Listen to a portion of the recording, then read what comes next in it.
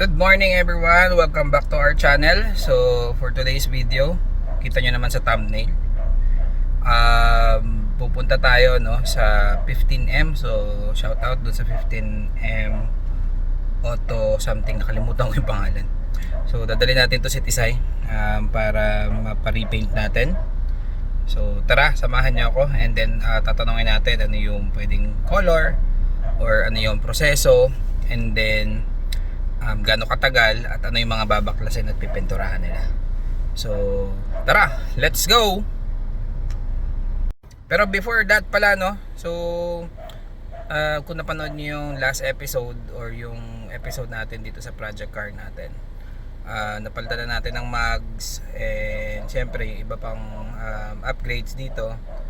So ngayon repaint naman, so inuunti-unti lang natin para mabudget na natin kasi ang dami nating projects. So yun lang, so pasok muna intro, let's go.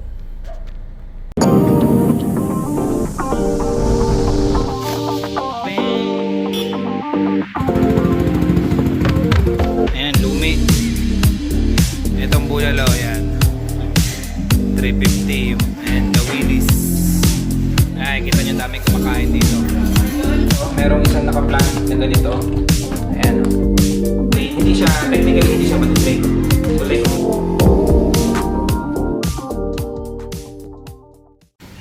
Ayan, dito na tayo sa 15M Automotive something. Saan ba yan? Automotive Aesthetic. So waiting tayo, 9 AM appointment. It's already 10:13. Di pa tayo na-assist. So dito yung shop nila. So ayaw ko kung ano meron doon. Kasi ito may mga ginagawa dito. Kasi ito si Tisay. So ito siya ngayon. Yan, tingnan nyo na ha. Magbabago na yan after ilang weeks. Tapos wait, talon tayo. Dito po pala ginagawa yung ano, may mga bakas oh. So baka dito yung undercoating. Yan si Tisay.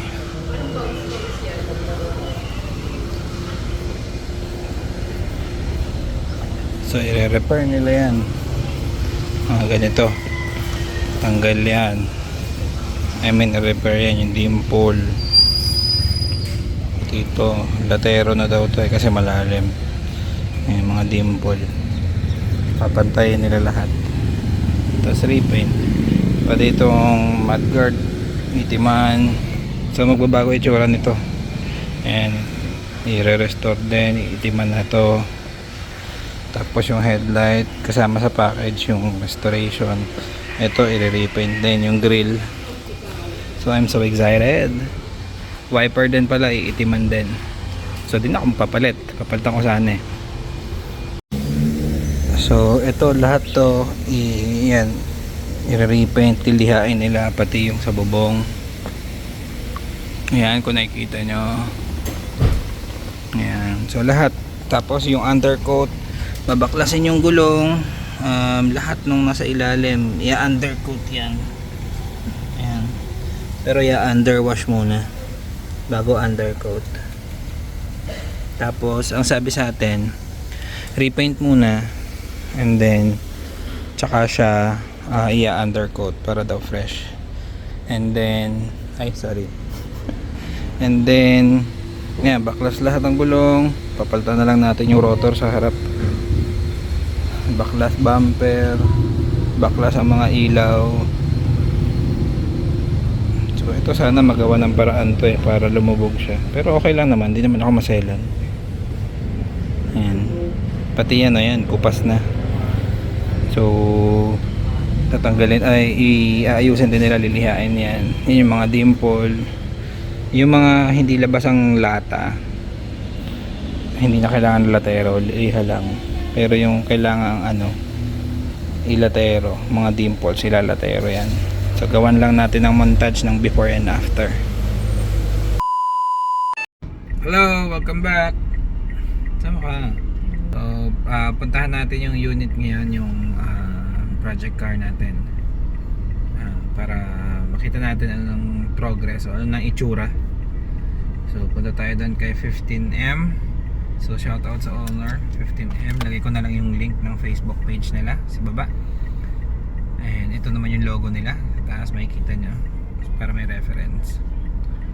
So yan, huwag na natin patagalin. Tara, puntahan natin, papakita ko sa inyo. Let's go! Yan, dito na tayo sa 15M Automotive Aesthetic Santa Rosa branch. Ayan o, kita nyo, nandun yung unit. Pakita ko sa inyo. Ayun o, nakasampay. So dahil nakaangat pa siya in undercoat, hindi ko mapakita yung bagong repaint. So tara, baba tayo.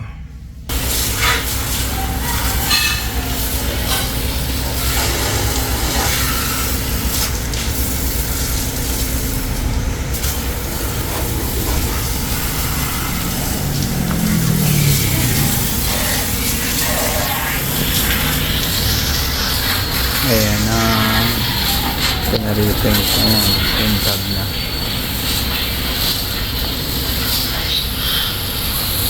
Tapos undercoat, ayan, nililinis lang muna before i-undercoat.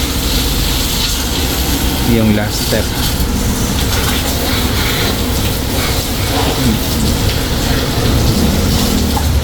Hindi tayo pumunta doon kasi mamabasa tayo, madudumihan. Punta natin sa harap. Tapos pakita ko sa inyo yung ilalim para may before and after yan. Dumi. Gilid. Yung mags natin, oh.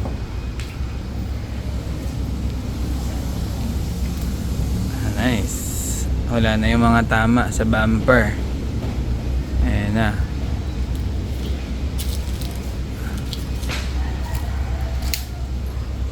Nilagyan ng tape. Mukhang nirepair nila tong gilid. May tape eh. Ayan. Yung grill itim na. Di ko lang mapakita yung taas eh. I'm so excited. Pati itong chin na-repaint yan. Yung iba dumi na lang yan. Tapos syempre yung pinakang ilalim hindi na yan tatamaan. Ayan. Yung mga bangas wala na. Amazing.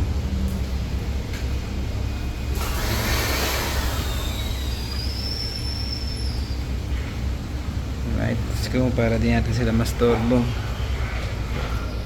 2,000 years later. Morning everyone. So today is the day.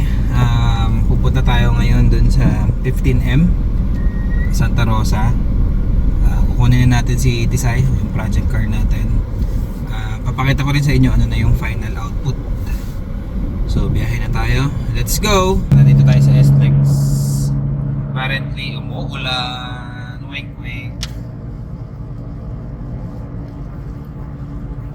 So sana tumila siya para maganda naman yung pagkaka-video natin dun sa unit o dun sa project car, no? Para at least kitang-kita liwanag, hindi ganito kadilim. Gloomy kasi. So yan, nandito na tayo Santa Rosa. Malapit na. Pumasok lang tayo dito sa kanto. Di yan natin na videohan, so di ko napakita sa inyo. Pakita ko na lang sa inyo kapag mag-approach na tayo dun sa store or dun sa shop.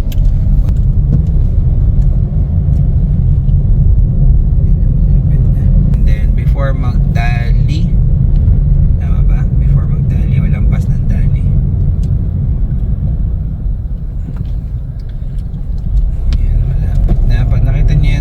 malapit na tayo. Yan. Katabi lang pala siya ng Dali. Ito na. Yan. 15M Automotive Aesthetic.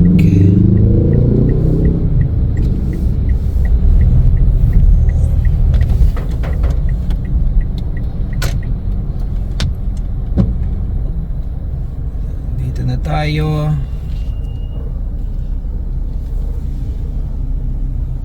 Let's go.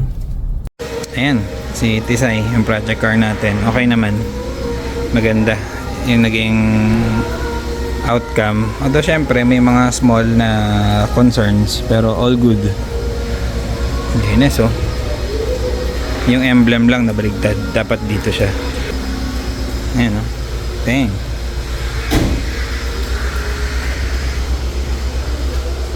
Ay, ako pala yun. Nice. Ganda.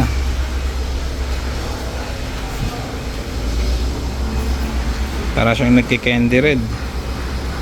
Ewan natin paglabas ha. Kaso maulad nga eh.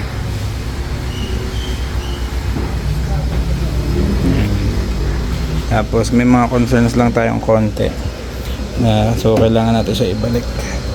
Ito yung loob yan, binugahan yan. Pati dun sa baba.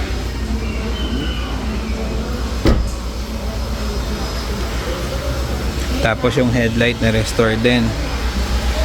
Napakaangas.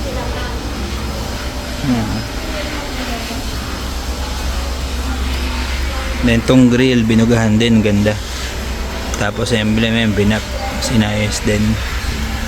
Ganda, kintab.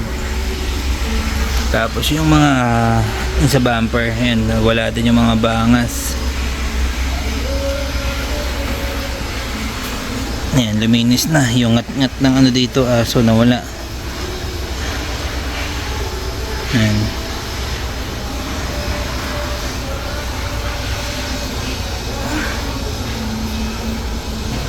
Ayan, so far so good. Although 45 days warranty.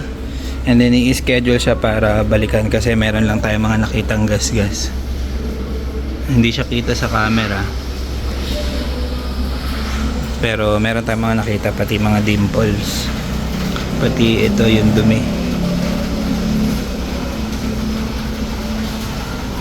Ayan, meron din. Hindi siya kuha sa camera eh. Pero all goods naman. Wiper, inayos din. Yan, black na.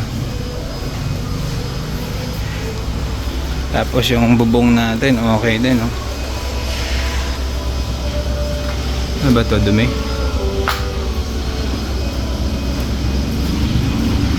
Meron siyang ano. Ipot lang ata yan. Pero yan, naging sariwa ulit ang bubong. Although syempre may mga bubbles. Hindi maiwasan. Yung mga rubber ni-restore din. Ito siya noon. Ito na siya ngayon. I feel like I'm losing my mind. Is everybody in the world blind? Please Lord give me a sign. A sign. I feel like I'm losing my mind. Is everybody in the world blind? Please Lord give me a sign.